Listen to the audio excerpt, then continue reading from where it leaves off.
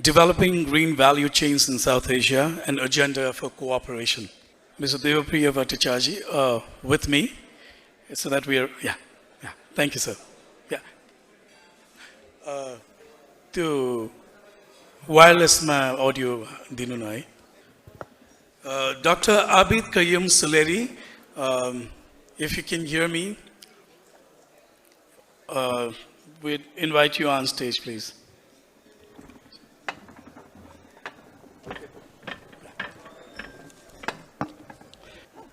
Good evening, everybody, colleagues from South Asia and beyond.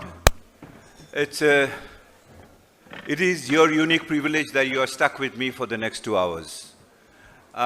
May I invite all others who are still outside for this very important session, the first plenary, and I will request the organizers to close the door, at least to the front one. Please keep the behind one open if somebody wants to get in from there. As you know, this is the opening plenary, the curtain-raising session, and the subject is developing green value chains in South Asia, an agenda for cooperation. And we are very privileged to have a person no less than Professor Rehman Sobhan, the founder chairman of Center for Policy Dialogue, CPD, Dhaka, as the keynote speaker.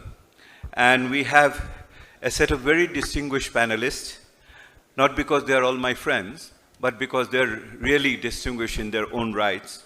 Dr. Poshraj Pandey, as you know, is the Chair Emeritus of SWATI. Dr. Pritam Banerjee, Head and Professor of the WTO Studies Center in Delhi. Dr. Ganeshan Vignaraja is a professorial fellow currently and with the Gateway House and also with the ODI UK. Dr. Abid Suleri is the Executive Director of SDPI in Islamabad. And Dr. Rupa Chanda, who is the Director at the UNESCAP in Bangkok. So as you can see, we have a set of very illustrious economists, experts from 6 countries of the world. And we will be all listening to them. And I promise you there will be time for you to also take part in the discussion and raise issues and questions and give your comments. So with those words, and I am known as a very rough timekeeper, rough, not tough. So, and that I will be demonstrating it again. The only challenge is the keynote speaker is my guru, Professor Rehman Sobhan, and as you can understand, for a disciple to control the time of the chair for this senior is not an easy task for me. But we will try to see what can be done. But before I get into the discussions and invite Professor Rehman Sobhan to speak and deliver the keynote address, I would like to recall that since our last meeting, we have lost a very important person of our South Asian community, Professor Mujkund Dubey. He left us recently, and he was one of the South Asian personalities who have really inspired us and taken us this far in our efforts to build an integral humanity in the region. So if you allow me, with all your permission and the permission of the organizers, is it okay, Posh? Posh? It's fine. So with your permission, I am proposing a minute of silence in memory of Dr. Mujkund Dubey. Please.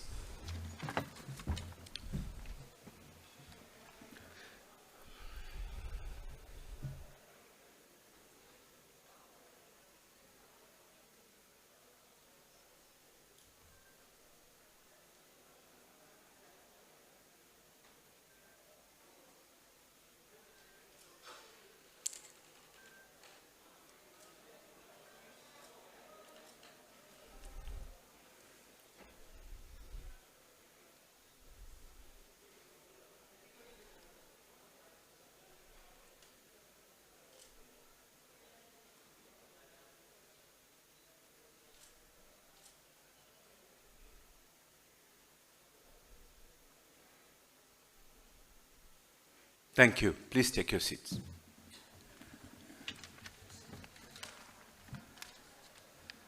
So I will start the session with the keynote speech from Professor Reman Subhan.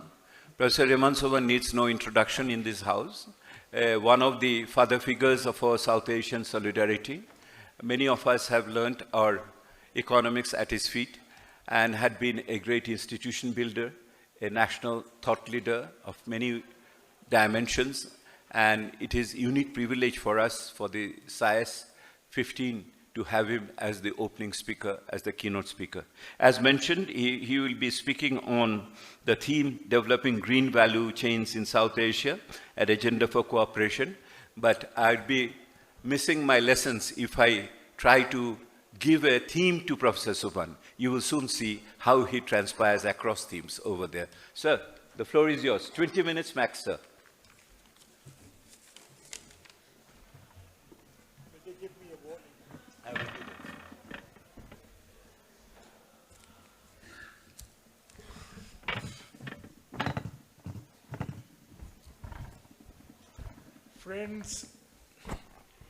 Friends and fellow travelers on the road to South Asia.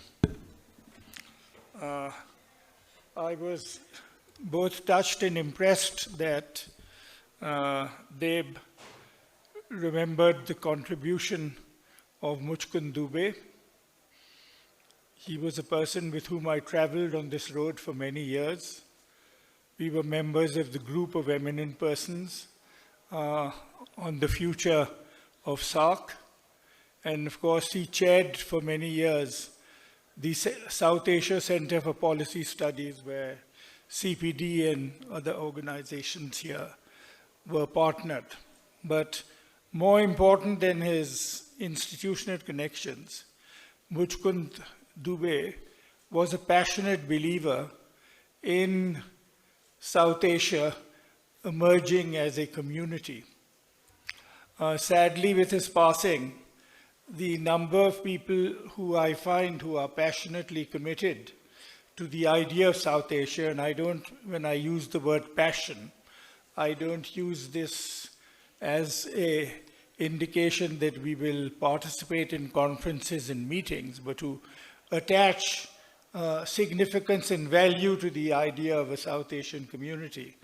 In the last occasion that I addressed the SAIS summit in Kathmandu, I had paid a similar tribute to the late Saman Kalegama, another person of deep passion. And now that I see that the people of passion are departing from the scene, I once again sort of look out to another generation to see whether this idea will be sustained or whether in a changing global, international and geopolitical order, this passion will in fact dissipate and other passions will emerge. But anyway, I leave this more as a lament before I move on. Now, in my inaugural address, I've been asked to address the issue of green value chains, agendas for cooperation.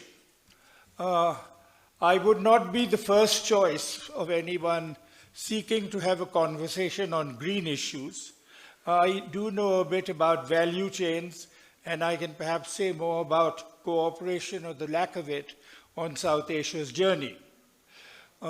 Obviously, before we move on to develop green value chains, we need to develop strong, diversified, sustainable value chains across South Asia. And I do not need to add the word green to that.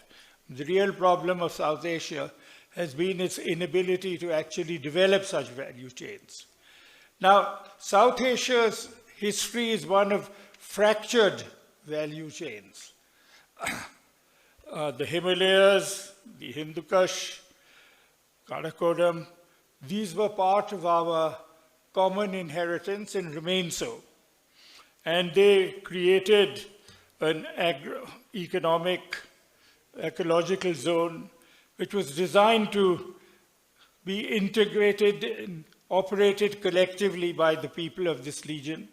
And it was part of a shared ecosystem for us. Land, water, air, these were common resources.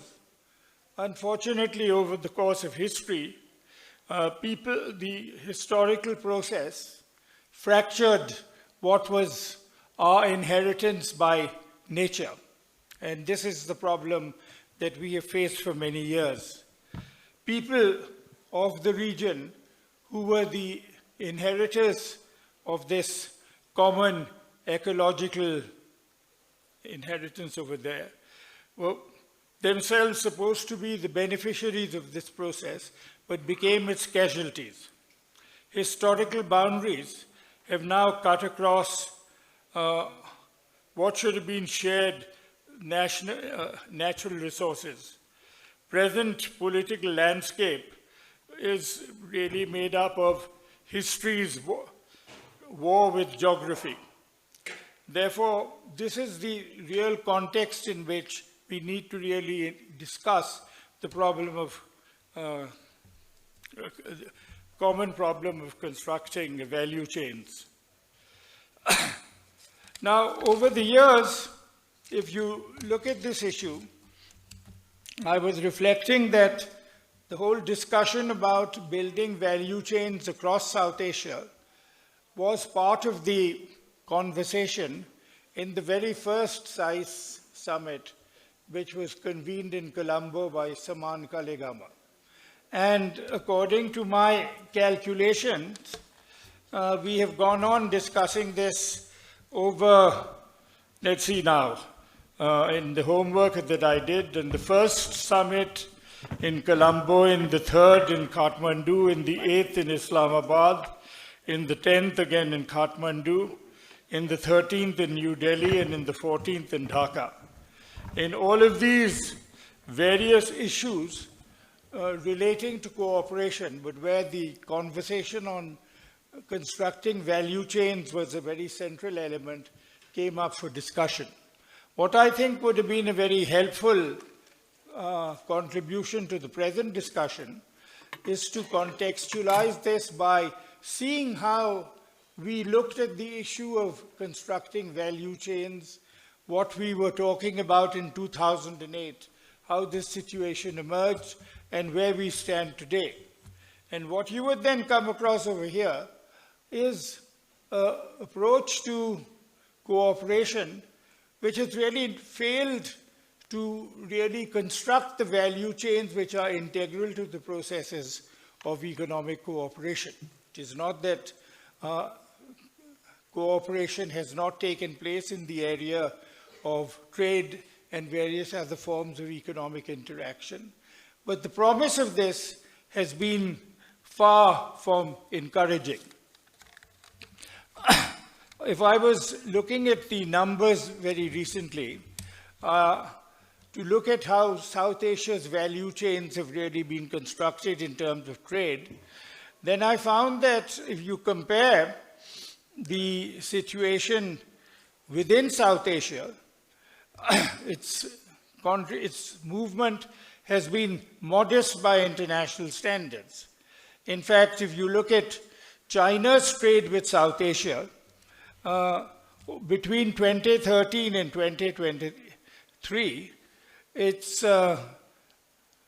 total trade with South Asia increased by $104 billion. But trade within South Asia was a fraction of that figure. The biggest trading partner within South Asia, which would be India, increased its trade by $17 billion in this particular period of time. Of course, we could recognize the fact that the main changes in China's trade with South Asia were mostly with India. But even if you compare the trade of India with the remaining countries of South Asia and China's trade, you still find that there is a sort of significant, the greater level of trade going on. Now, this is a manifestation of our inability to build the necessary structural changes within the economies of South Asia, which would have enabled us to build and to expand and strengthen value chains and make them more sustainable. And here I would like to point out that the crucial role which needed to be played over here was again by the larger economies, because the nature of market forces did not emerge in such a way that the necessary structural changes would take place. India did make some important concessions, as had been pointed out earlier on in the inaugural session, in which they provided duty-free access to the smaller countries. But the big problem we faced in this period, particularly in Bangladesh, for example, was that we could not bring about the necessary structural changes to take full advantage of this process. We did certainly expand our exports, particularly to India, but most other countries really did not make any substantial changes. And what we now need to ask ourselves, because we've been asking ourselves in SAIS now for the best part of 15 or 16 years, that what are basically the preconditions which prevailed? I mean, again, by way of comparison, if you look at the construction of value chains across the world, particularly in our neighborhood, if you look at the value chains constructed by China with its Southeast Asian and East Asian neighbors, you will find that enormous transformations have taken place in the regional economies in that particular area to accommodate themselves to this. This has been our problem. Now, if you want to talk about constructing green value chains, you can only do so if you build this upon already existing value chains, which are manifested through the working of trade, through the movement of capital, through the transfers of technology. Otherwise, the exercise of constructing green value chains is essentially going to be a problem which will go on, an issue which will be discussed largely at the academic level. Now, if you look across the region, we have to see that a strong and cooperative South Asia will only be an abstraction unless there are concrete, mutually identified needs which should be coming forward to bind us together. I mean, historically, those of us who have traveled this road always believed that we had very strong and logical needs. But what you found over the years again was that an asymmetrical perspective emerged over here. Now, if you look at the problems of Bangladesh, if you look at the problems of Nepal, of Sri Lanka, all of us have very strong potential for strengthening our economic relations with our larger neighbor. Much less goes on in terms of our interaction with the smaller neighbors. Now, in the context of constructing green value chains, my memory goes back to the first volume of George Verghese, when he, in his famous book about using the resources of the Himalayas to bring the region together. And it was George Verghese, I think, who drew attention, and I remember that this volume goes back to the early 1970s, to the idea that the Himalayan waters, with Nepal and Bhutan at the source of these waters, would in fact emerge as a major resource for the region.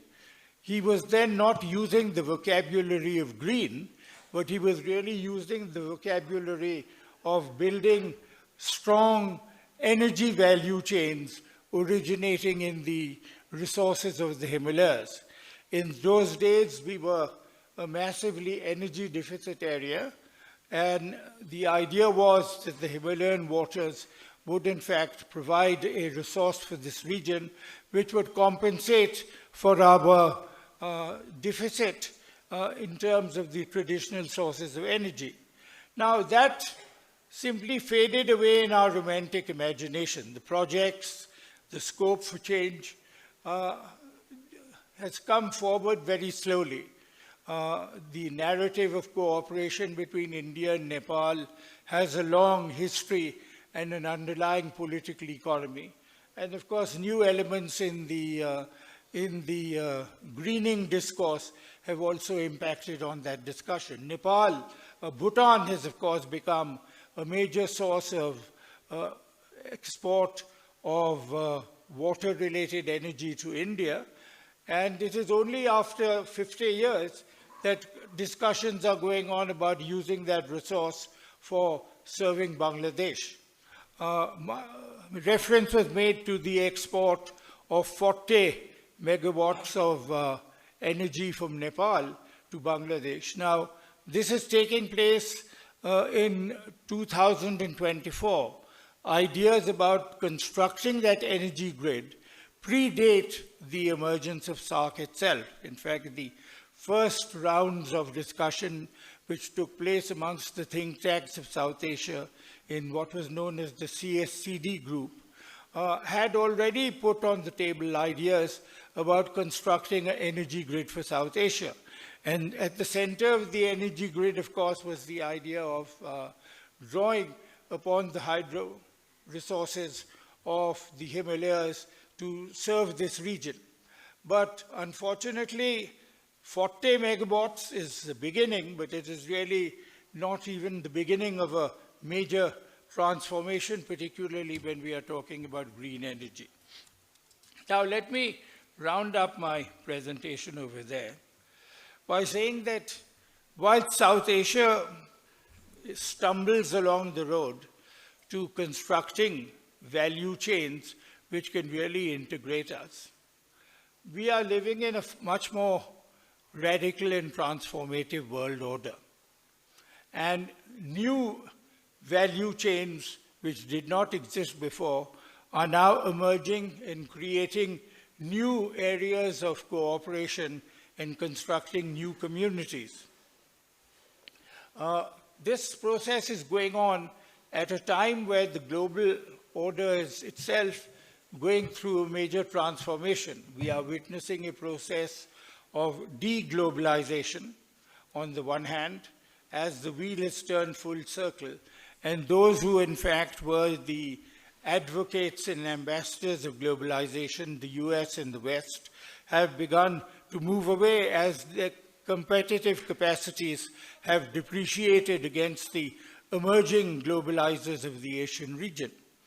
A much more dangerous development also you have to take into account is the weaponization of the international economic regime, where both trade, investment flows, and also now technology trade has become increasingly compromised by its use as a political resource.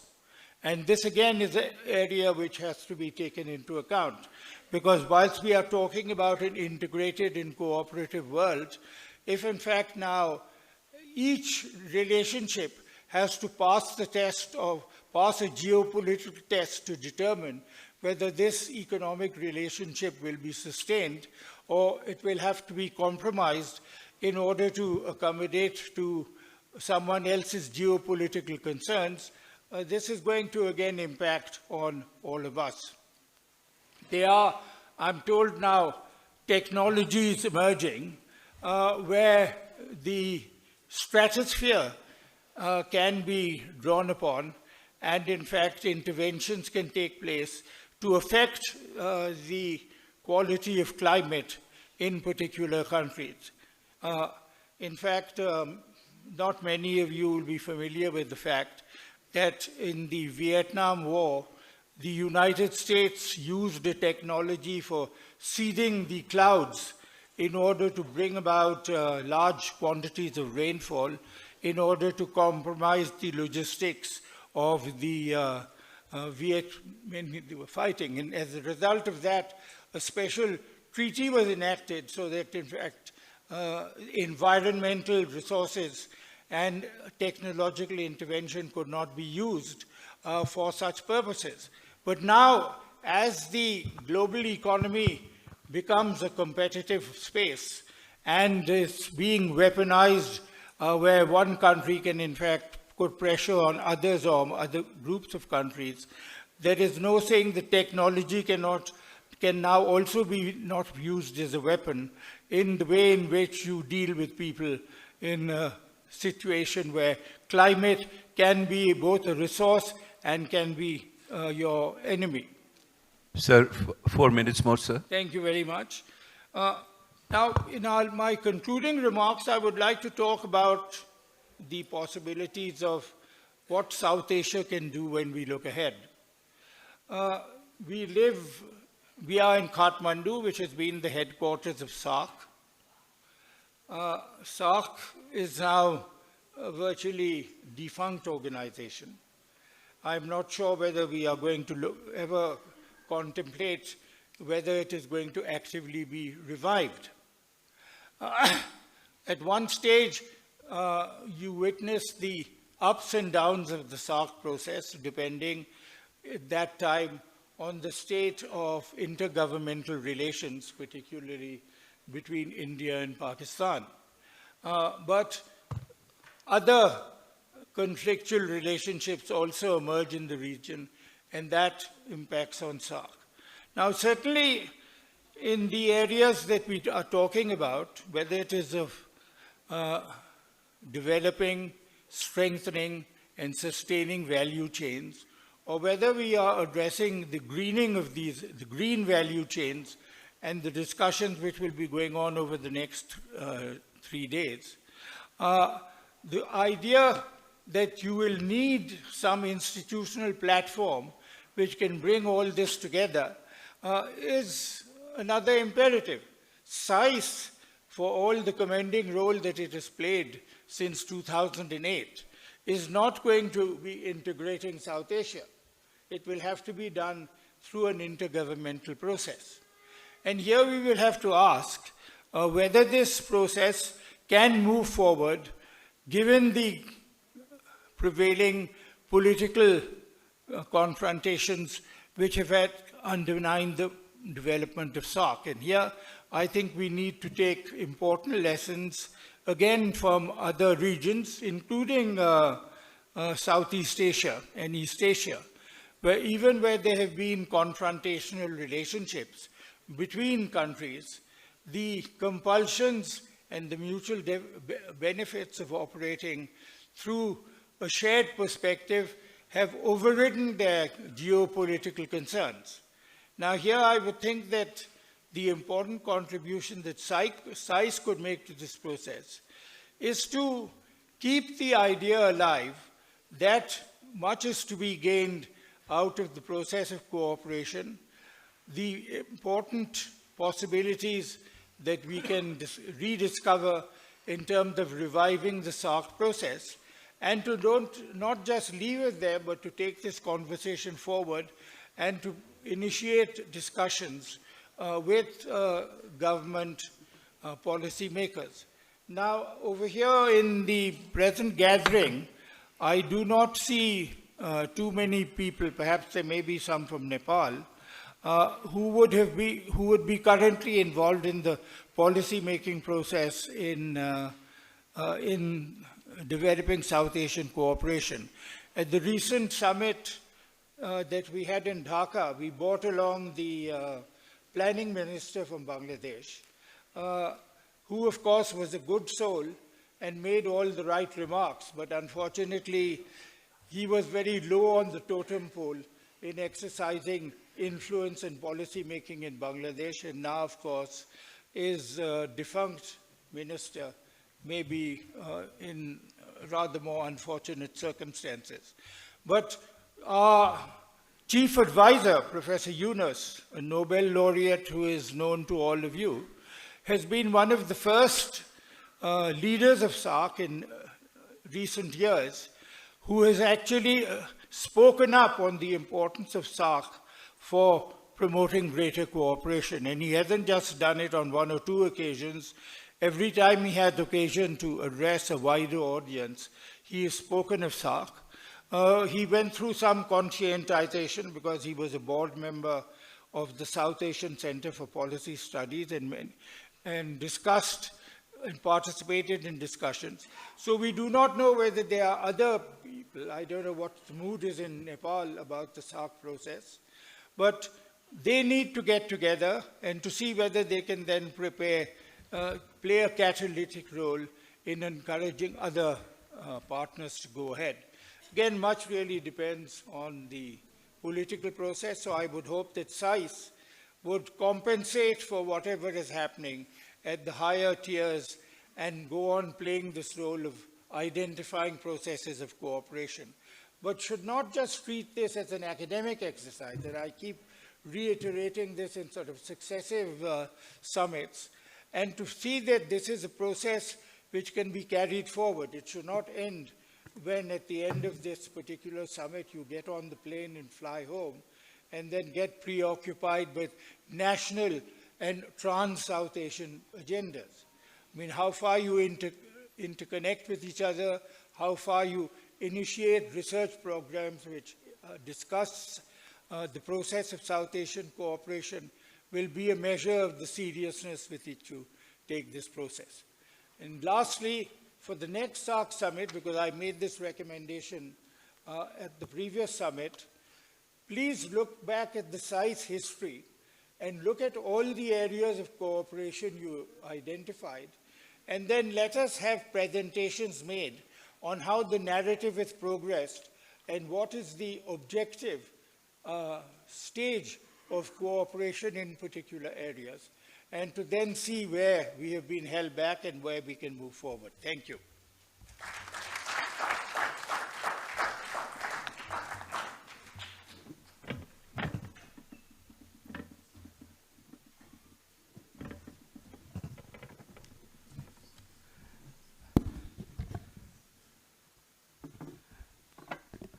Dear colleagues, participants and guests, I assured you that we are going to hear not only about concepts, but also practicality, history, geography, anthropology, sociology, and geostrategy all punched into one. And that was Professor Rehman Sobhan giving us the keynote address. Join me once again in thanking him for that. If I would have given the chance, I would headline it, sir, if you allow me, your speech, keep the spirit alive. That is possibly one of the message which has come through, keep the spirit alive. Professor Sobhan has mentioned that his understanding of building a value chain is based on shared resources, and that is what we have had once in this region. And then, of course, he talked about the extra-regional factors coming in and gave a very pertinent comparison how extra-regional economic forces have had better integration than we ourselves within the region in many ways. And referring back to the venerated George Verghese' work in this area on the rivers as being the common resources and how we could bring together. Professor Sobhan also reminded us the current globalization issue, the openization of the trade which is going on, but at the same time, how the new role of the technology, which can also bring us together.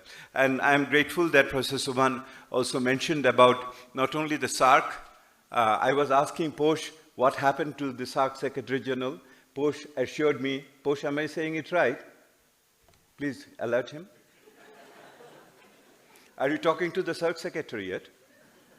So I just checked with you whether you invited the SAARC Secretariat or not. He said he did, and they declined politely. So that also speaks about the SAARC. And here again also the role of SAIS, Professor Sobhan reminded. I can tell you from my personal knowledge from the last 2 months, 3-4 months, that during the last UNGA meeting in New York, Professor Yunus was very keen, and I accompanied him to the UNGA meeting, and I was part of the process. And I know it for a fact that he was very keen to have a South Asian heads meeting. The time was not coming through properly because the heads were visiting at different times across the week. But nonetheless, he was very keen. Even if you don't get the head of these governments, let us get the head of the governments at the minister level. Even if you don't get the ministers, at least get the ambassadors level. That didn't succeed. That was the political reality within which we have to operate. But I can see when the first opportunity came, when Professor Yunus was invited through a call by Prime Minister Modi to address the South-South conference in Delhi, he readily agreed and spoke to the Delhi audience over there, which shows his commitment to South Asia. I can give you more personal anecdotes on that, but that's for another time. But colleagues, we have very extraordinary panel at this moment with us. Each of them are my friends, and so if I really put in good words, don't think that this is because of the friendship, because each of them in their own right is a star in their own country, and also they themselves globally known and in the region. And I think Swati has done extraordinary service in putting them all together in the stage. I think the photograph itself will speak for itself in the future. So let me start with Posh. The idea is I will give each of them 5 minutes to make an initial statement so that they can take out what they have in their mind. And each of them will come from their own perspective and speciality and their current concerns. And after that, I think we'll open up the floor. We'll open up the floor if a couple of queries or if you want to interrogate them, inquisition, whatever you want to do, and then they will again respond back on their own to pick on some of the issues. So by that time, you will be ready for the dinner. So let me start. Posh, your 5 minutes. What do you have in your mind? Please speak from there. No, coming and going will take time. Take the microphone. Yeah, take the microphone. Okay. Thank you, Dr. Dev. Well, let me start with the October 2024 South Asia Development Update of the World Bank. And it says South Asia remains the fastest growing emerging market and developing economy region in the world. But there are environmental costs for these growth stories. The region is currently contributing disproportionately to global greenhouse gas emission. The region's share of greenhouse gas emission is more than twice its share in global GDP. That is, in terms of per unit of output, South Asia's emissions are almost twice the global average. I mean, here, in order to minimize environmental impact of growth and ensure sustainable use of natural resources through material and energy efficiency, promotion of green value chain, in a series of activities throughout the life cycle of product and services could be a key policy instrument. I mean, here the question is, how can we promote green value chain? Or to put it differently, what are the policies that encourage sustainable practice throughout the life cycle of product and services? The first one, it is a regulatory framework that is establishing laws and regulation that mandate environmental standard and practices for the business. Second, incentive and subsidies. That is providing financial incentive such as tax incentive, tax break, tax subsidies, and for the companies that adopt green technology and practice. Third, that is the certifications and standard. To ensure companies adhere to environmental management practice. Fourth, that is public-private partnership, that is encouraging collaborations of government, private sector, and non-government organizations to promote sustainable practices. Fifth, that is research and development, particularly of green technology and sustainable practices. Sixth, promotion, that's the education and awareness, particularly awareness campaign to inform business and consumer about the benefit of green value chain. And another, policy instrument could be financial support for green project and initiative. That also includes, maybe that could be grant or maybe low interest rate. And then much more, in regional context, much more important would be the trade policy, trade and investment policies. That is, implementing trade and investment policies that support green value chain as well as circular economy. This could be like a reduced tariff for environmental goods and services, trade facilitation, and other measures. So here, we can have policy at the domestic level, but if we have regional cooperation, within the region, then that would reinforce our domestic initiative. Thank you. I think I stop over here. Yeah, Thank excellent, excellent point. I think, please, colleagues, give a hand to Dr. Poshraj Pandey. He has essentially laid out the basic principles for a global value chain to emerge and to survive. And he, of course, brings in the case of having an incentive structure and also subsidies. One of the important element of the incentives. One is tempted to ask, what are the opportunity costs? Can we fiscally afford that? And whether there would be seizure by powerful groups of those or not, that's another question. But the point is very valid. The private-public partnership issue, the issue of technology and education, the issue of green finance, and finally the trade and investment policies. Thank you. I think Dr. Posh has given us a framework, the policy framework within which the cooperation may take place. Whether it is actually feasible or not, that's a different question, but thank you for that framework. So let me go to Dr. Preetam Banerjee, the head of and professor at the Center for WTO Studies. It's in Delhi, isn't it? Yes. In Delhi. And since Posh ended with the trade policy and investment policy, I think that would be a good cue for you to take up. Please take your time for the next 5 minutes. Thank you very much, and given the brutal timekeeping by the moderator, quick thank you to Swati and you see, usually it is said, I have learned from people, that if you are a moderator, either you will have a pretty face or you'll be very tough with the time. Since I don't have the first one, I'm doing the second job. Absolutely. No, but a quick thank you to Swati for the privilege of being here and partnering with us. So quickly, if we think about a green value chain in South Asia, what are the different components we can think of?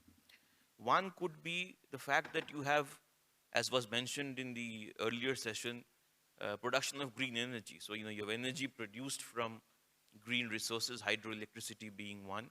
And for energy intensive products, that's an important part of the total value of production. So that becomes an input that is part of the green value chain.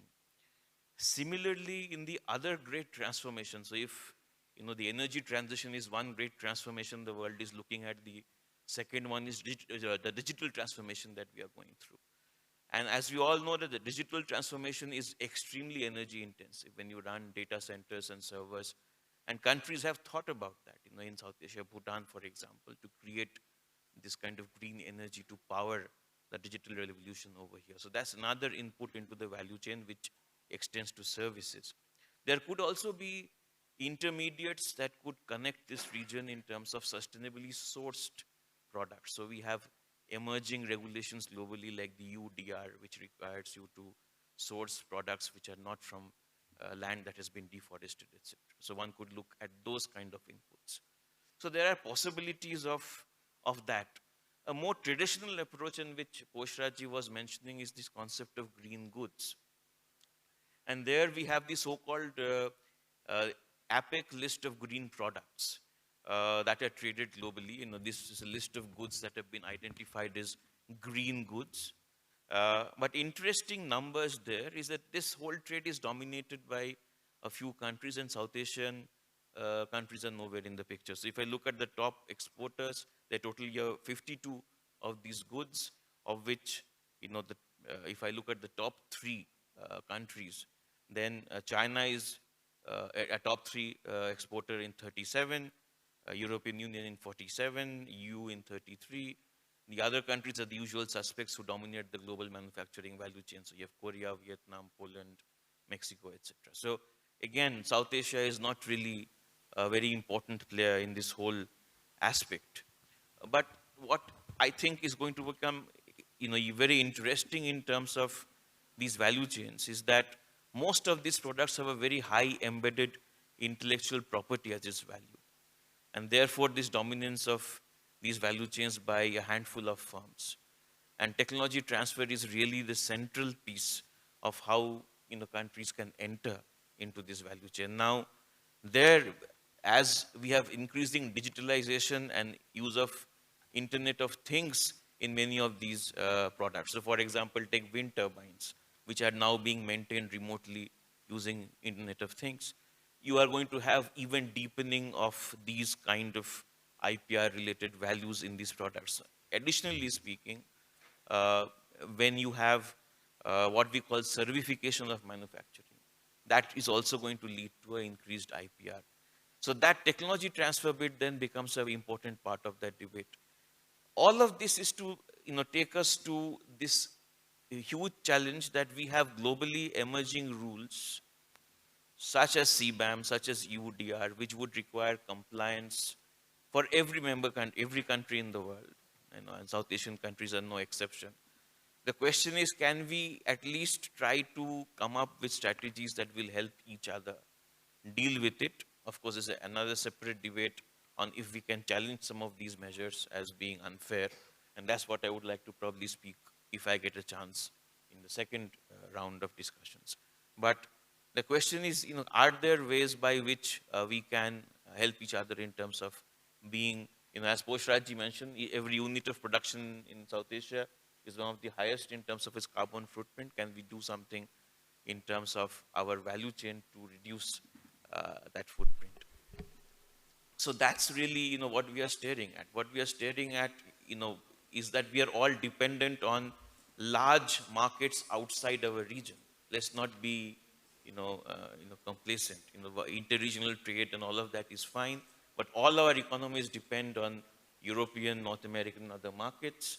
And if those markets start creating barriers which require a response in being able to reduce our carbon footprint in production, that would require some amount of collaboration and cooperation. So I'll stop there. Thank you very much. Dr. Banerjee has taken us down through a number of important issues. He made a sectoral focus on energy. That could be one of the very high potential sector for doing green value chain, and referring to Bhutan's role in this case. He talks about the goods, in green goods, how much we can do that. And that brings him to I think, the critical issue of technology and, more importantly, intellectual property right issues. And the global rules in this regard. And he ends up by saying that the supply chain pressure coming from the markets, the Europe and elsewhere, may be also one of the transformative factors in the future, as we will see how the global market itself can push the regional market to transform towards a much more greener economy. Thank you very much, sir, for that. Let me move on to Ganeshan. Dr. Ganeshan Vignaraja, I know him from 1992, from the Oxford days. Ganesh has been in different capacities, from Asian Development Bank to think tanks and many other places. I'm so pleased to have him now under my time control. Ganeshan. Thank you very much. Talk about technology, this doesn't work. So I get 30 seconds extra. I want to start by really bringing out 5 points, and I'm going to talk about global supply chains, which I'm more comfortable with rather than the concept of value chain in this context. The first point is the elephant in the room, right? Decoupling from China is likely to hasten faster under Trump Mark II or Trump 2.0, with mixed prospects for supply chains in South Asia and its sectors, including green ones. And the proposition I have is that this is very much a story about India, and can it seize the Trump-Modi partnership that we think was there in Mark I, and India could raise its share of global supply chains measured by intermediate goods trade to maybe 3%, up from 1.5, right? Bangladesh and Sri Lanka can be part of that.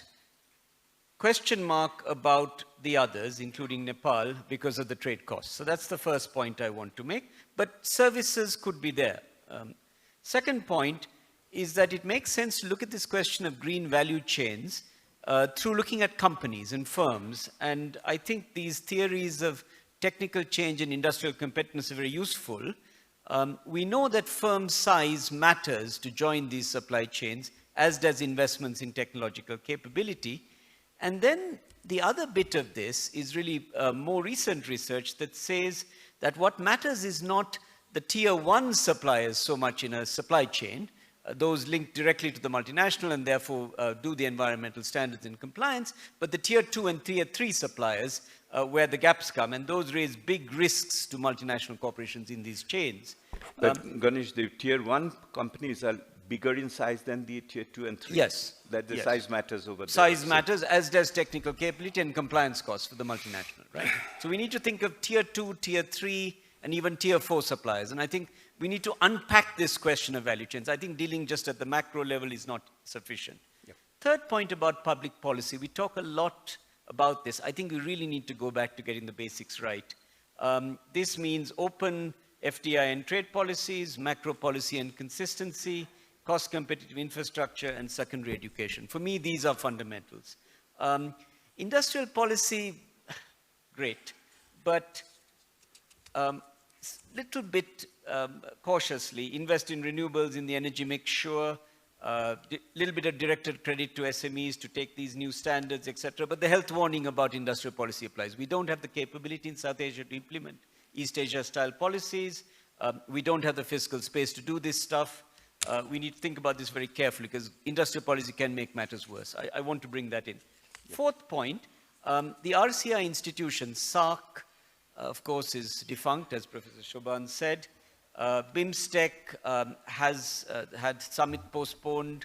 India is interested. Is Thailand? That's a question mark. IORA is another one. But we need to retool all of these. They only have budgets of 3 million and so on. They don't have an agenda for supply chains, let alone green ones. So I think these need to be retooled if they're going to be useful. Last point about development partners. MDBs, multilateral development banks, particularly the World Bank, can be a game changer in financing green investments. And they can finance SMEs to do sustainability standards and improve the tier 2 and 3 tier suppliers, as I was saying. They can also finance clean energy, right, and transport. And the last thing they should do is lots of knowledge and policy dialogue. So those are my 5 points. Happy to come back in the chat, Dev, as needed. Yeah. Thank you very much. That was a very green presentation, 1 minute efficiency saving on that. So thank you, Ganesh, on that. I think the 5 points you make are really good. The first one is about the changing global politics and the Trump 2 version, what it will mean for the South Asia. But you say it's India may benefit provided the politics is right in certain ways with Mr. Modi and Mr. Trump. But not so much luck for others. But if through hub and spokes method, if something happens, we'll see.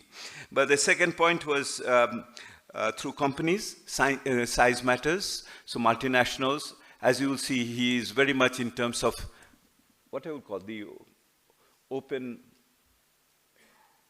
FDI person in many ways.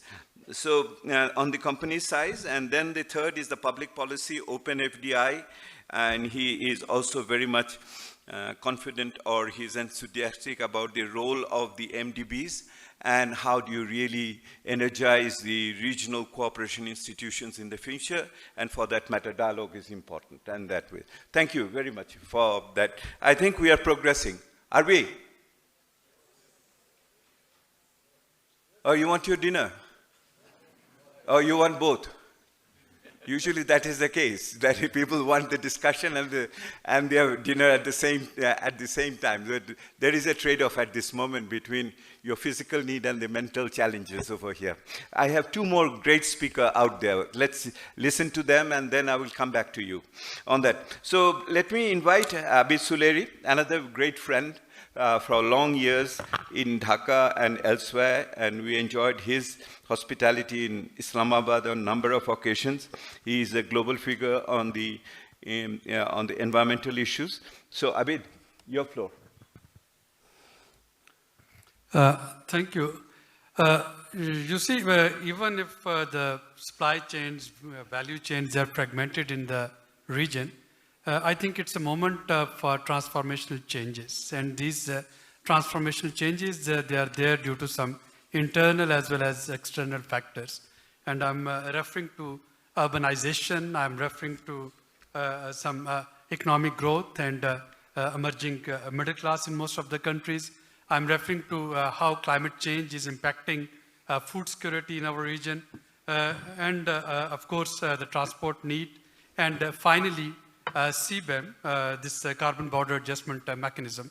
Now when we talk of carbon border adjustment mechanism, which mean that those currently who will be exporting to EU, if their carbon emission level across supply chain is higher than what is permissible in EU, they will be subject to some sort of carbon tax if they haven't paid that tax in their own country. But it's not only the EU CBAM that is that I'm concerned of. I know that the UK is also preparing its version of CBAM. Australia is quite advanced on it.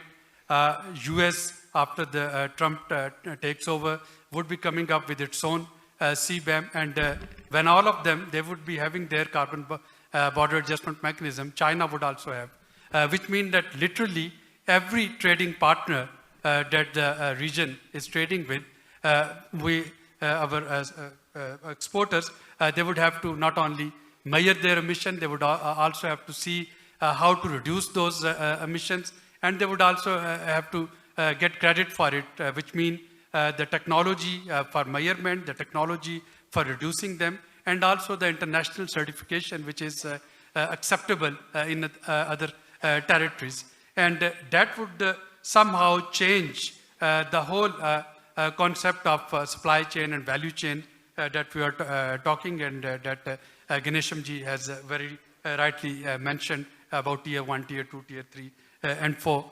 Now, if I look at some of the areas, some of the challenges that the region is facing, the first and foremost challenge for me is technology. Apart from India, where we have some domestic certifiers, all other countries would have to go to either VERA or gold standards or other standards which are actually being maintained and prepared and certified by international certification companies.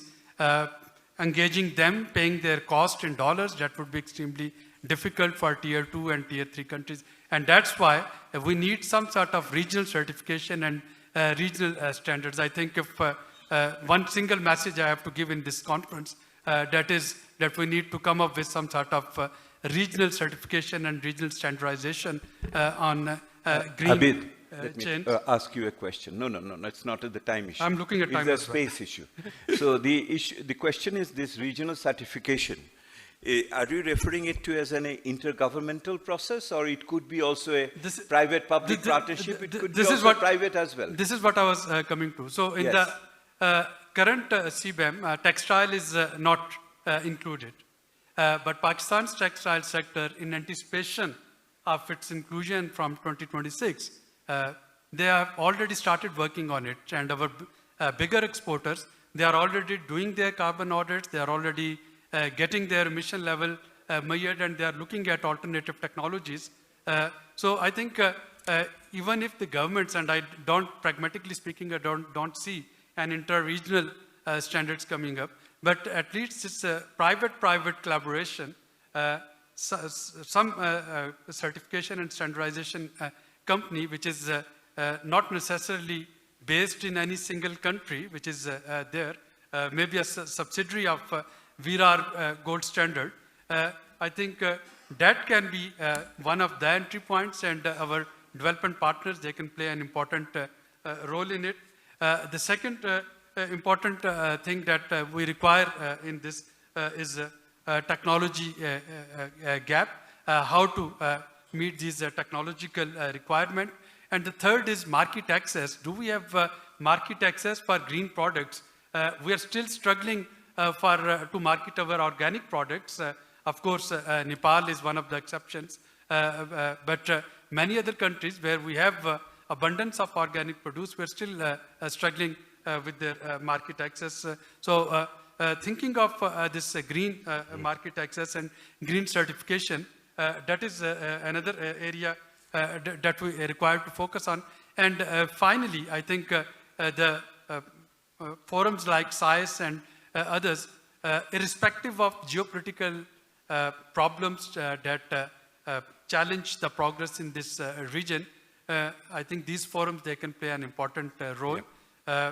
We had during COP29 an excellent panel on air quality where we had experts from Bangladesh, India, Sri Lanka, Nepal and Pakistan discussing about air quality issues, and we didn't require any permission from any government. So I think this forum and the other forums like this, they can take a lead and they can come up with some sort of regional knowledge sharing platform on greening our value chains. Thank you. Thank you. Thank you, Abid.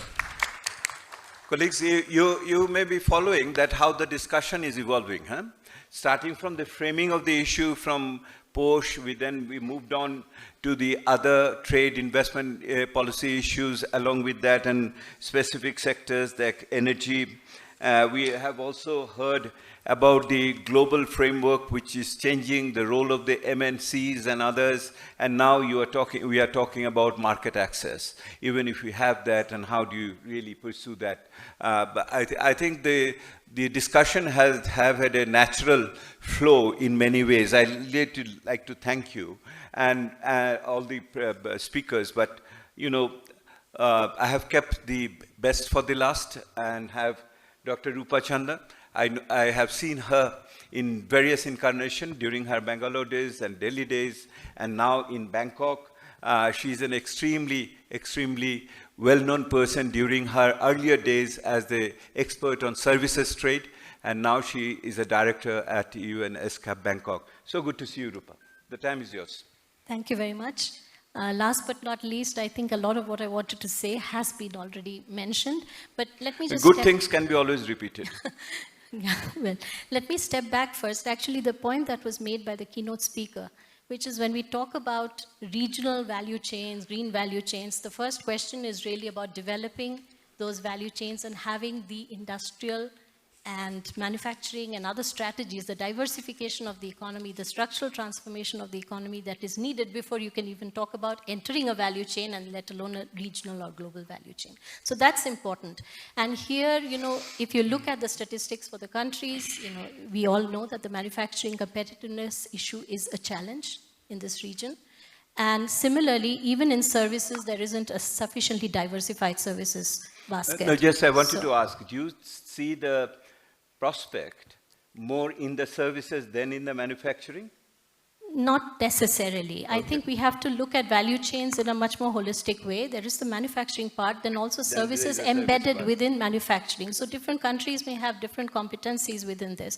But I just wanted to take a step back and say that we have to address this basic question, because only then you can, you know, look at the domestic reforms, measures, openness, all those things that have to go in order to get into a regional value chain or global value chain. That's one.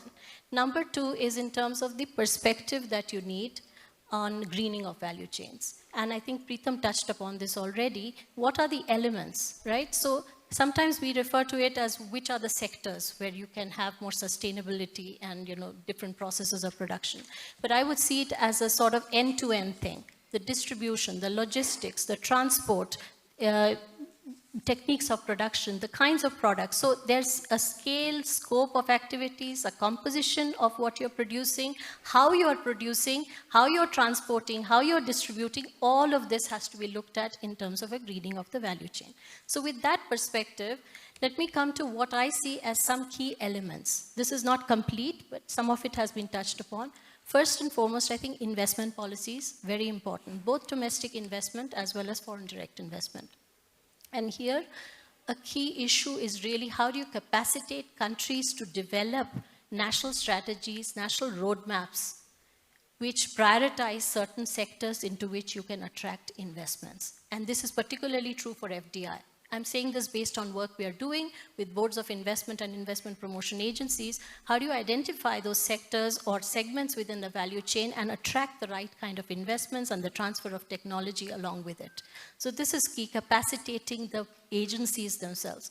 And second is the attracting the investments into the MSMEs, because MSMEs are the ones who make up the bulk of value chains. So this requires a different approach. You might need innovative financing, you need impact investors. These are small ticket investments. So look at both big and small ticket investments to drive sustainability. So this is one part. Trade. On trade, again, two aspects. There's the trade policy part of it, which is do you have climate-friendly, climate-smart trade policies and non-tariff measures as well? Do they incentivize bringing in imports of cleaner technologies, better products, and so on, all through the value chain?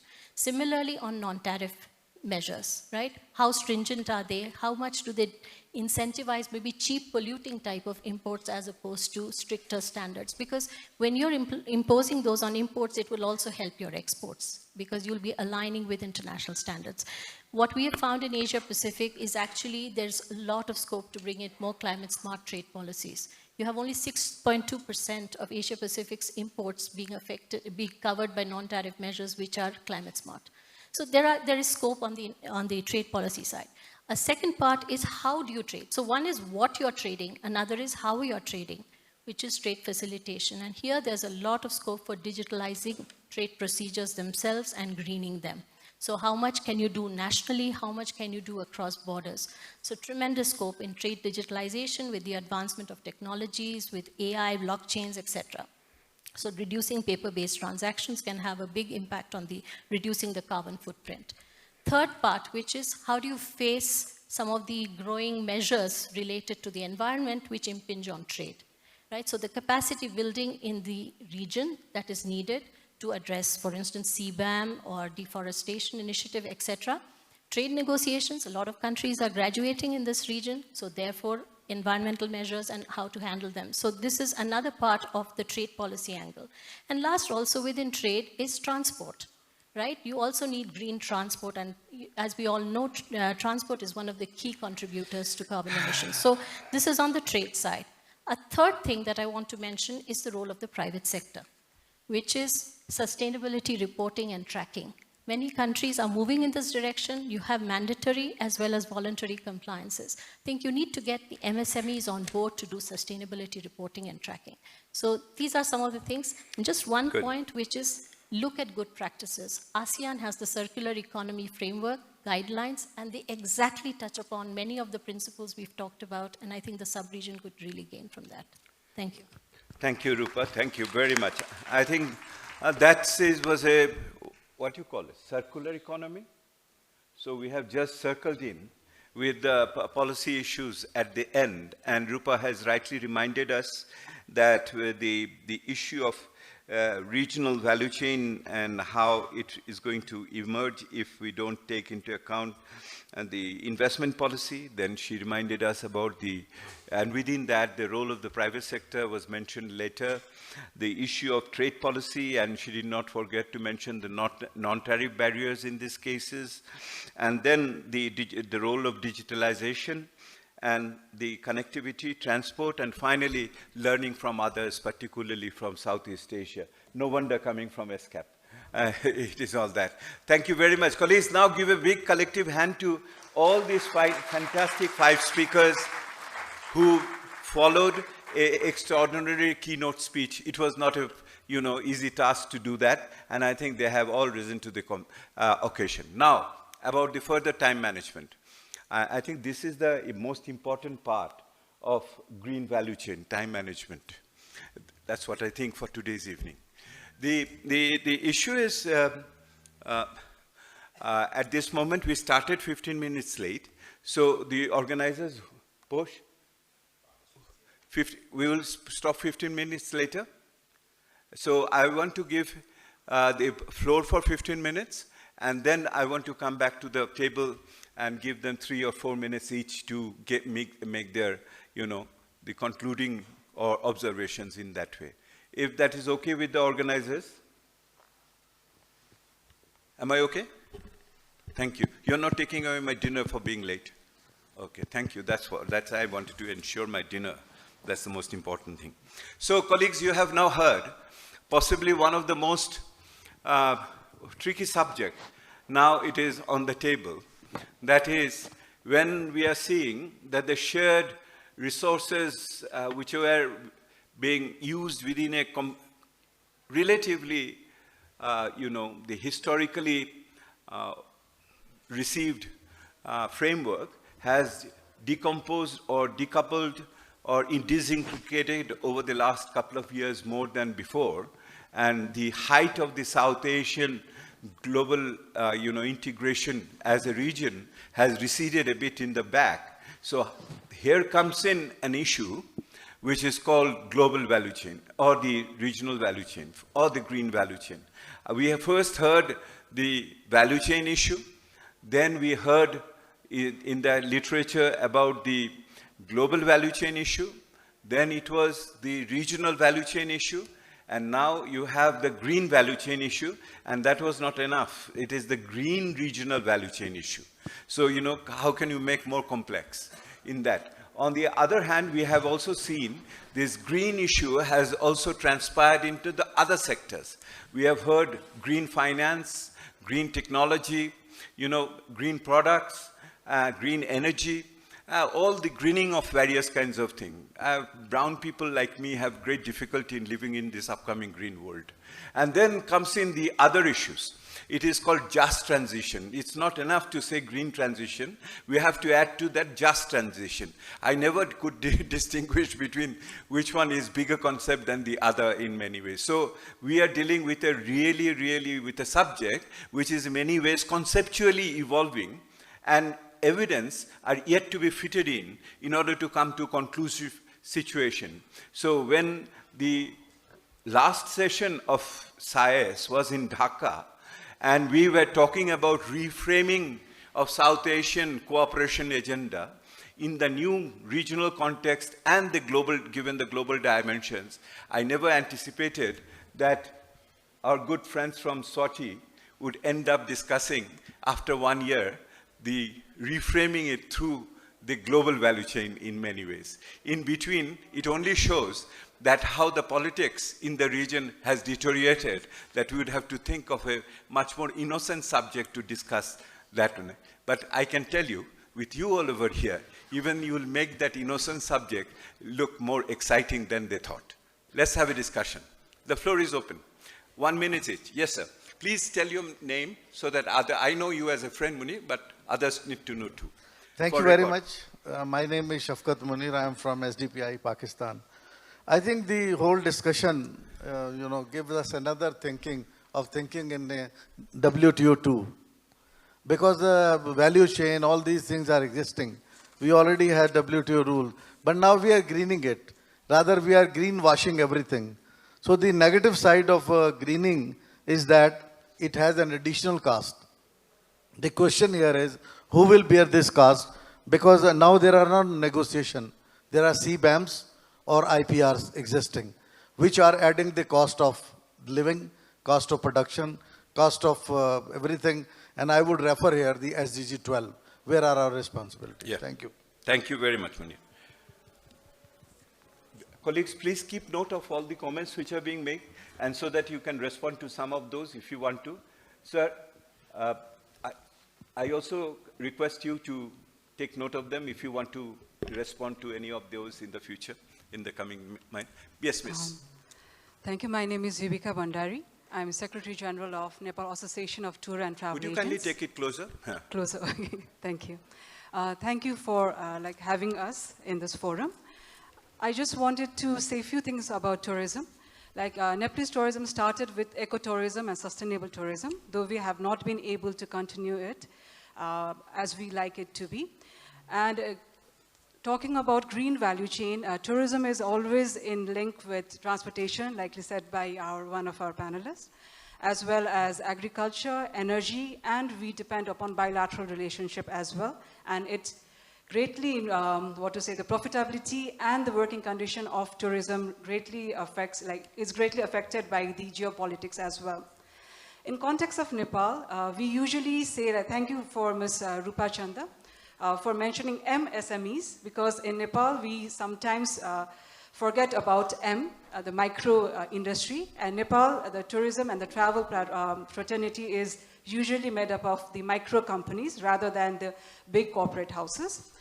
And saying that, I was wondering, in Nepal, we always have the, in tourism, we always ask for better infrastructure to promote tourism.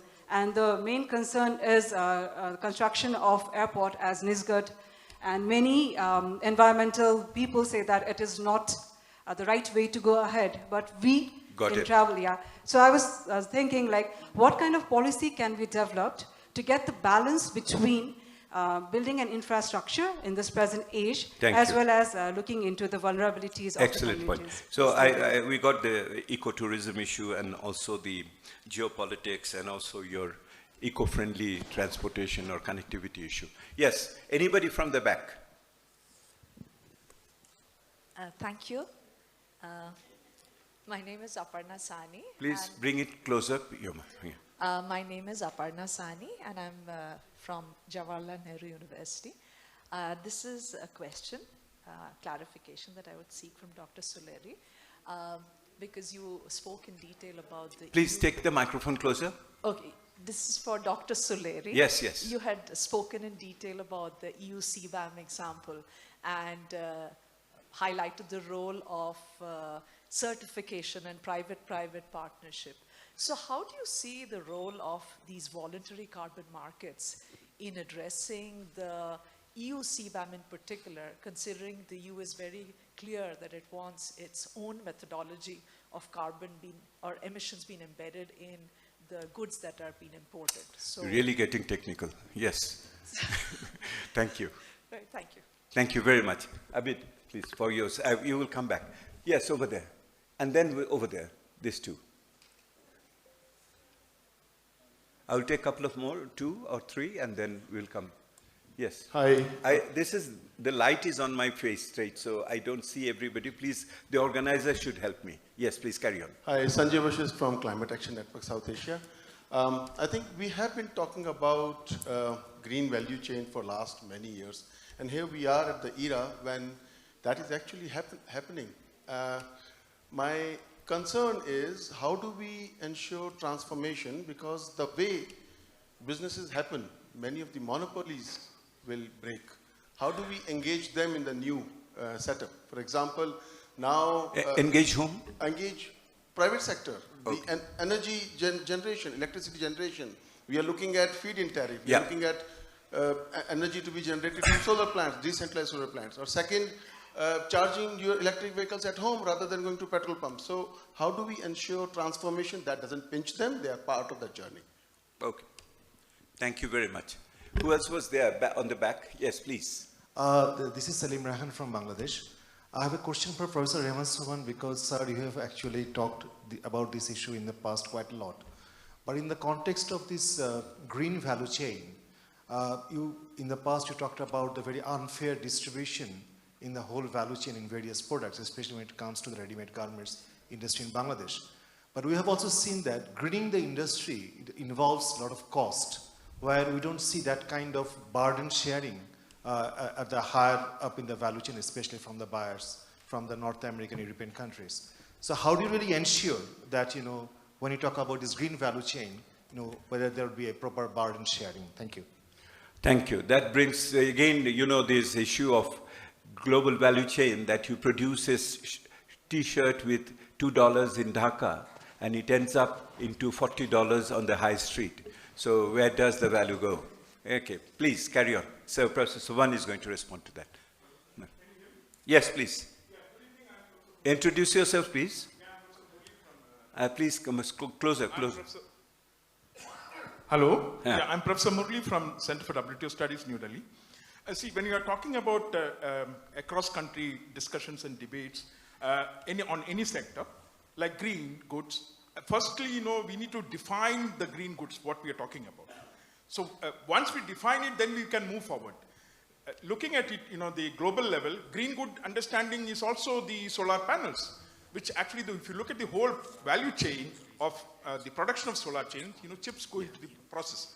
And chips production is the most extraction in expansive process. So they're very dark brown or black. You can call it black product.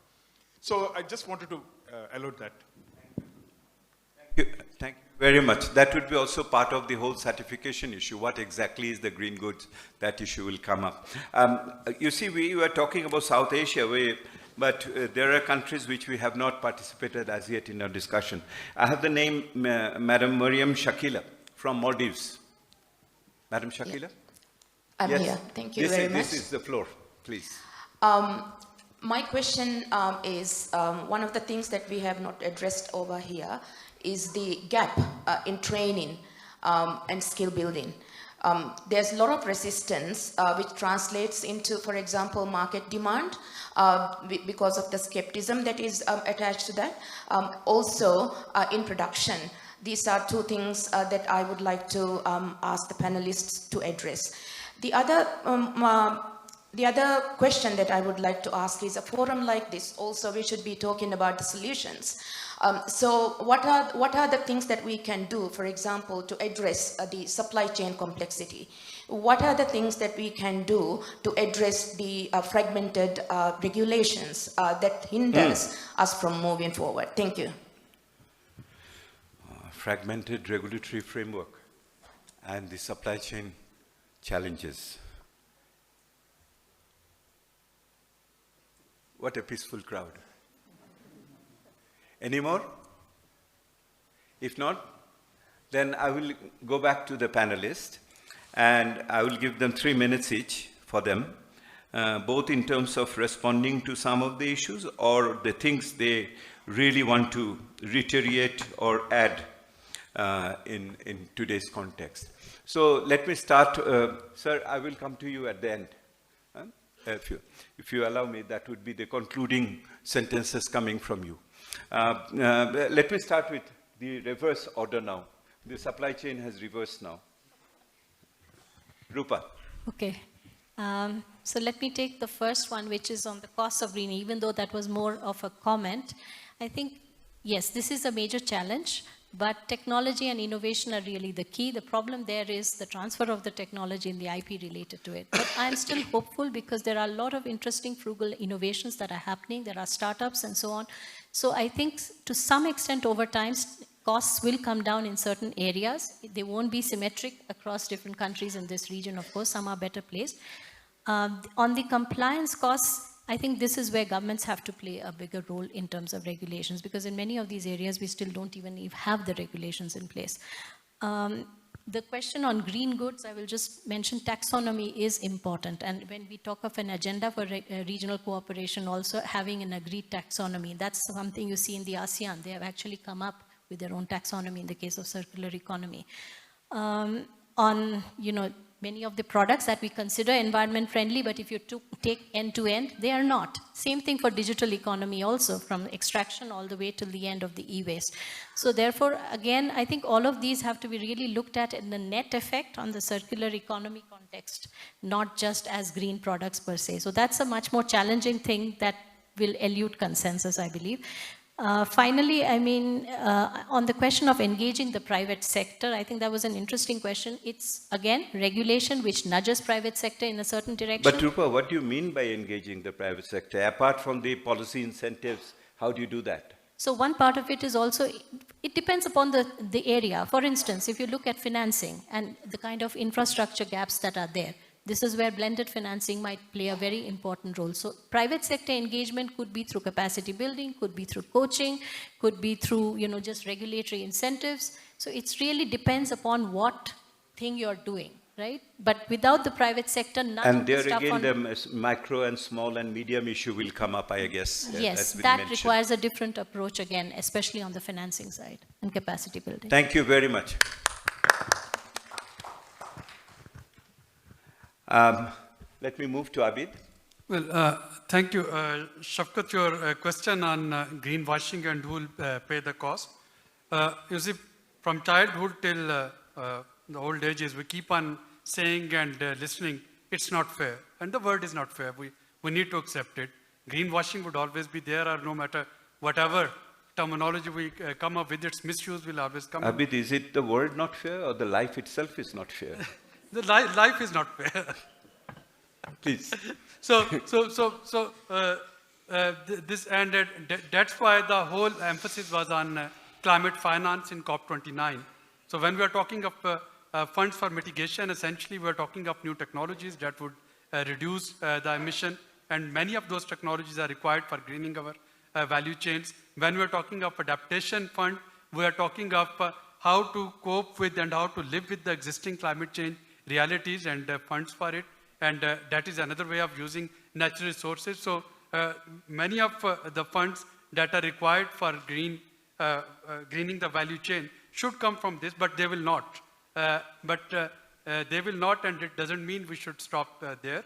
We need to keep on preparing ourselves domestically in order to face the external and internal challenges that require major transformation in our supply chain.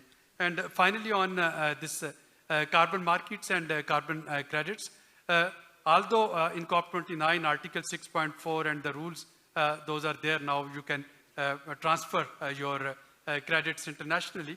But the challenge remains, and it is about transparency, it's about additionality factor, and it is about their permanence. So I would say that carbon markets, carbon credits, while they are there, but the definitional issues, the challenges, those would be there. And again, it's not fair to keep on trading those carbon credits while we don't have an internationally accepted definition on quality or the price of those credits. But this is how the market is, and this is how it would go until... But Abid, just 15 seconds to respond on that. Yes, no, very good. These standards at the end of the day, or what is what in many things, and what is acceptable and what is not, even residues and other things. Who decides? Is it the scientific community which decides? Well, or if is the global power which decides? Or it is the corporate interest which decides? What is your take on that? All. And if we look at... in that order? If we look at COPs... No, order them. If we look at COPs or WTO, we know that while in climate change, science is important, but geopolitics is equally important. And at times, geopolitics define and it prevails. Not the corporate structure. But then who is the major donor of Donald Trump? I leave this discussion for your dinner table. Please, Ganesh. Thank you. My first point is really about this decoupling shock, which I really don't think we've discussed very much, and I think it's really going to come. No, Ganesh, may I just intervene a bit? Please. I say your first point was very interesting.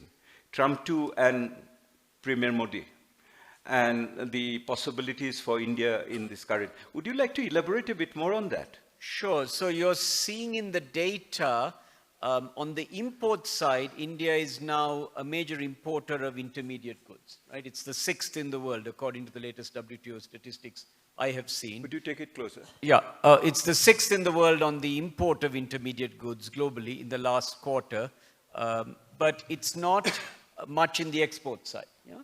So the estimate is about 1.5% of world intermediate goods exports from India.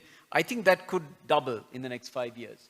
And you're seeing this through micro evidence, right? You've got Mercedes. No, President Trump's new policies, how they are going to affect that one? So India, so one hopes... This will also relate to what Professor Subhan mentioned, weaponizing trade policies. Sure. So one hopes that he doesn't discover India in the way that he's discovered China, right? So that's the first point, right?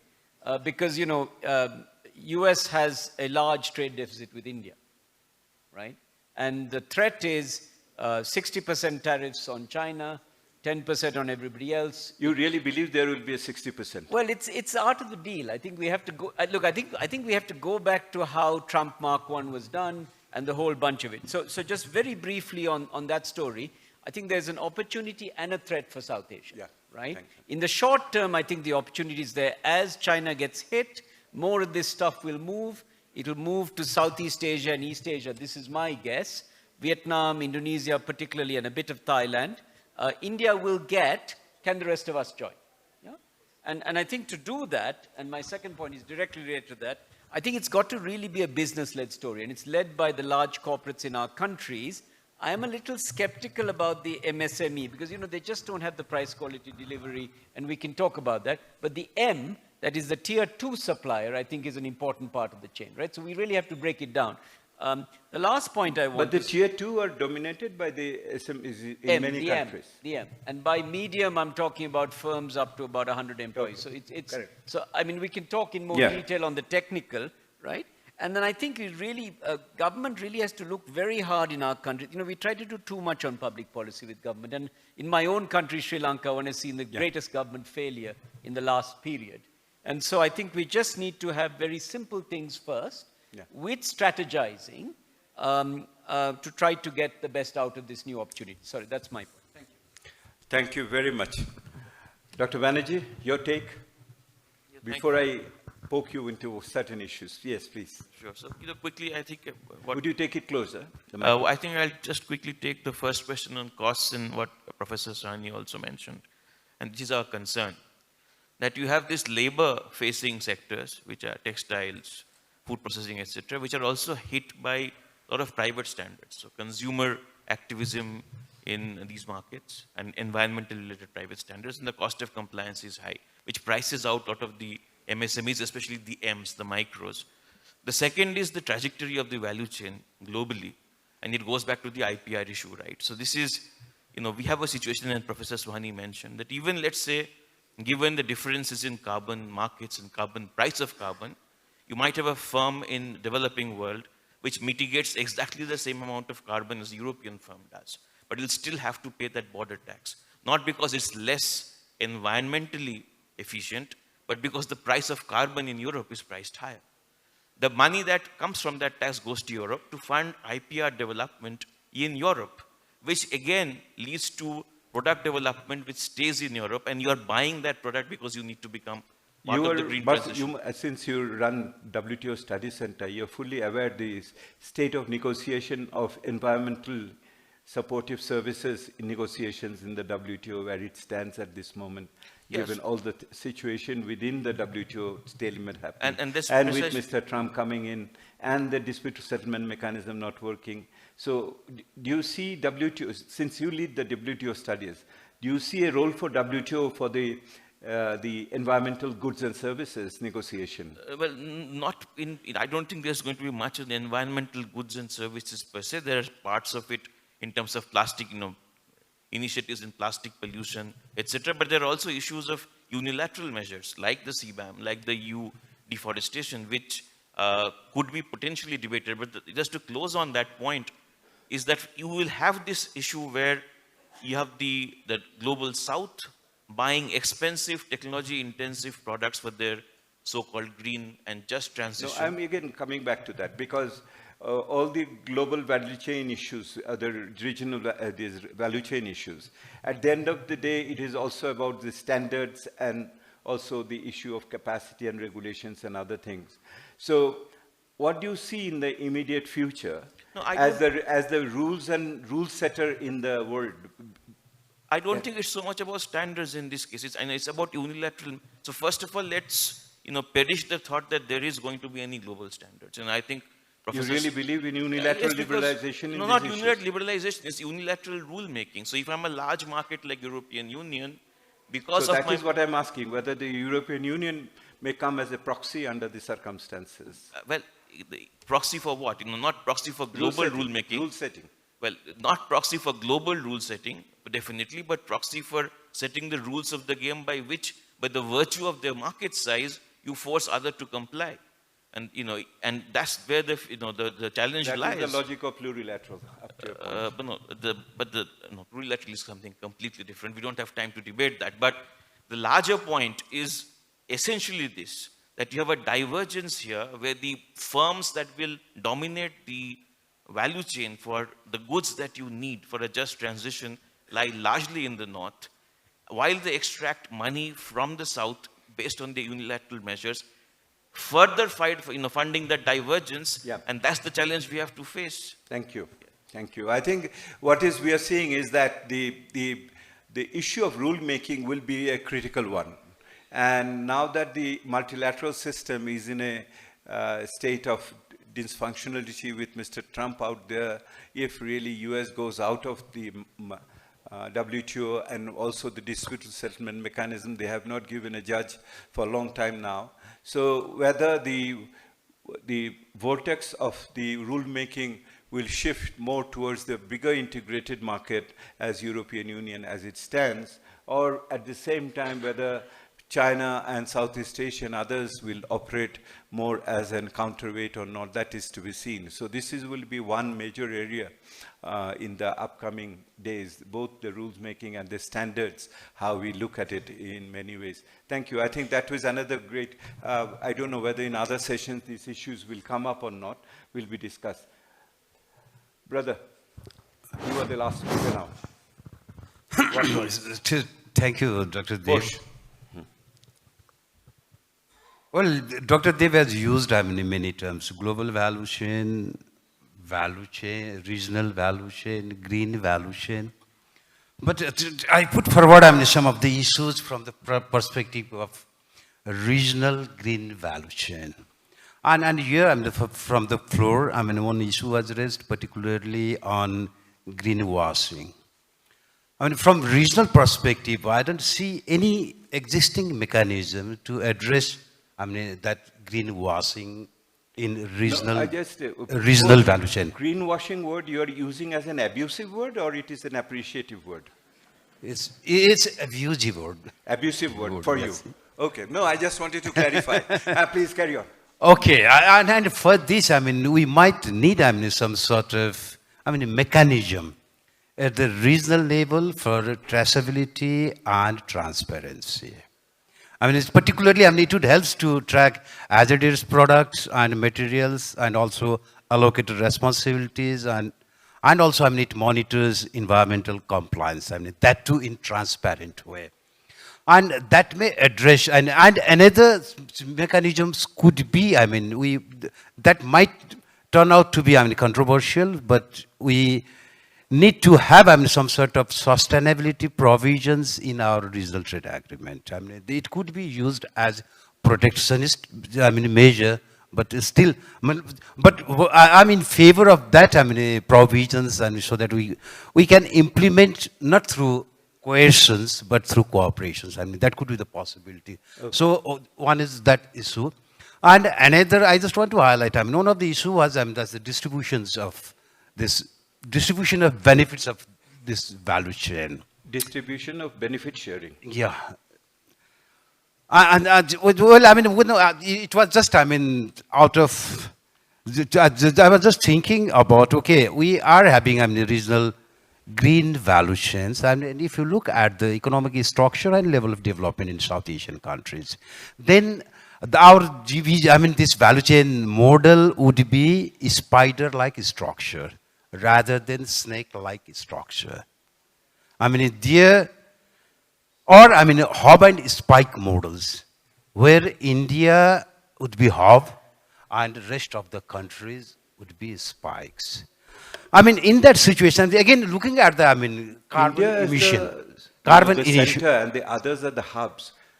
And under the current geopolitical, geostrategic situation, you are still excited about it? In terms of economic development and productive capacity, I think. So do you think that the politics and the economics may be decoupled and can develop side by side? Well, yes. You can have, look Shall at I the put this look at the economic. Onto the colleagues, if I can put this on the vote today. Wait, Dev. No, brother, just hold on for a minute. If you look at the economic relation, trade relations between China and India, okay, you can infer, I mean, these two can be decoupled. And I assume, I mean, this politics. I am putting it to you today as the last question for the House, that given, we all know that since the last SAIS meeting took place in Dhaka, the regional issues, the regional politics has not improved, if not deteriorated, at the bilateral level. So what Dr. Poshraj Pandey, as an eternalist optimist, is telling us that still the economy can grow and cooperation may happen, notwithstanding the political cloud overcast what we have. And he refers to India-China relationship. He could have also referred to US-China relationship.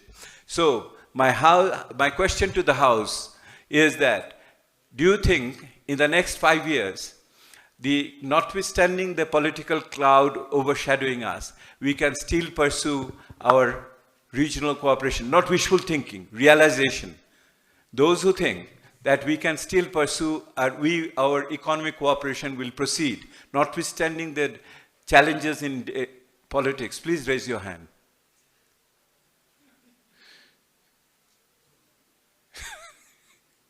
I think the number of optimists has reduced significantly in South Asia. I can...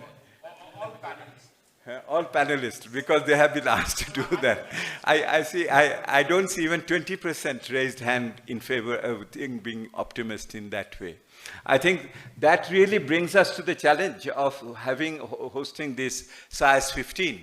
That we are dealing with such circumstances which do not make us feel so optimistic about the cooperation or the sharing of the resources and maximizing the efforts to improve the conditions of our citizens, and particularly those who are left behind.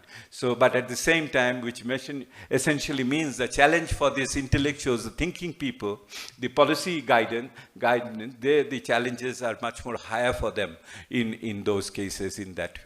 So I think if you allow me to, I would conclude that if the situation is more challenging, that we will have to pull up our belt and work much more harder in the coming days in many ways. And that is the word from Professor Subban, keep the spirit alive.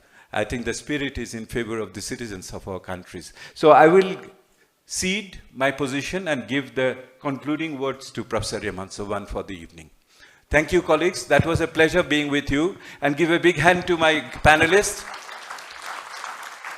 and to the organizers for doing a fantastic SAIS 15 and inviting us over there. And I'm really, really looking forward to interactions with all of you. So the floor is yours for the concluding words. Thank you, Deb, for conceding the last word. One quick remark. What no one pointed out over here was that one of the major green value chains, which have already been developed for South Asia, is the fact that virtually every country has been importing all its solar panels from China. And this seems to be the trend, whereas we would have had some expectations that India would have been able to sort of develop its own solar panel industry and use this as an instrument of trade. In fact, actually, the further deepening of the value chain with China is that Bangladesh, at least when the Chinese delegation came here and met Professor Yunus, he asked them to come and invest in setting up solar panel enterprises in Bangladesh so that there would be a further deepening of the value chain. And I imagine that this has emerged in other countries. As far as I know, in Nepal, the EVs, which have been so successfully serving the transport sector, are also based on imports from China. So that it's a purely market-driven process now. Part of this green value chain is emanating from outside South Asia. Of course, it isn't just emanating in South Asia from China, it is also intruding into Europe and North America.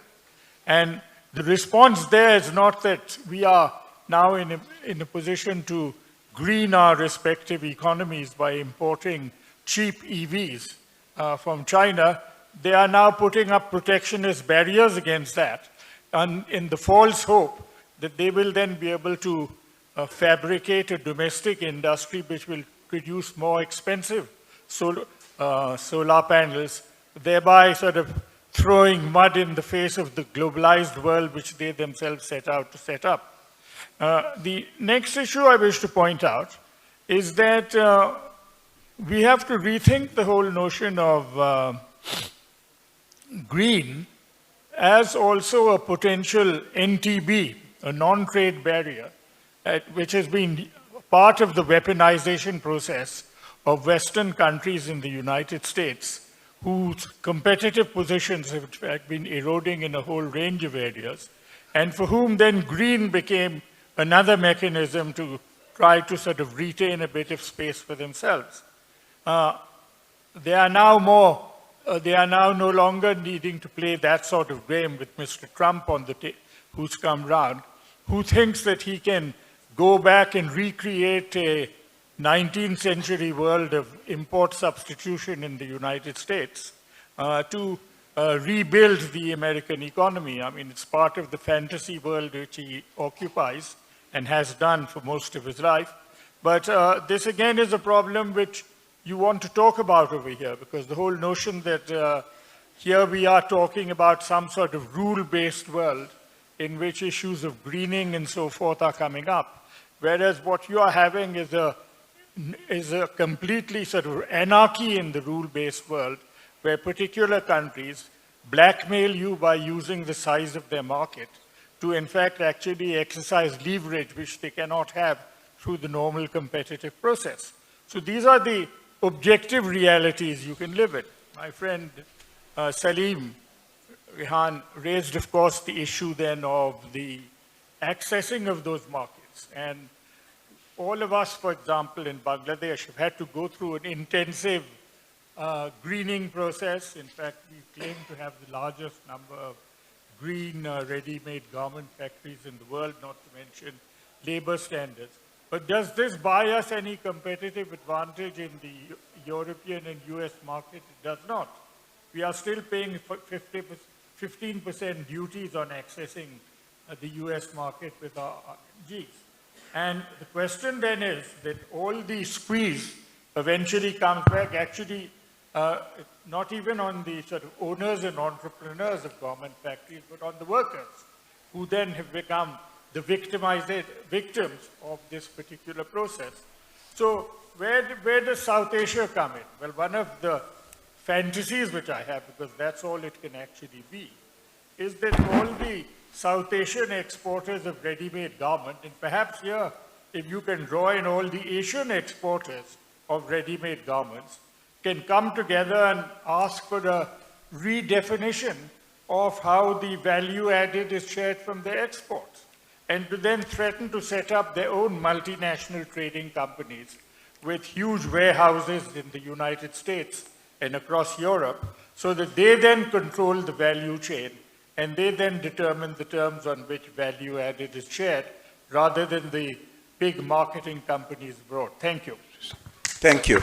I think that was a new agenda for you for the next 2 days. Thank you very much. Have a very good evening.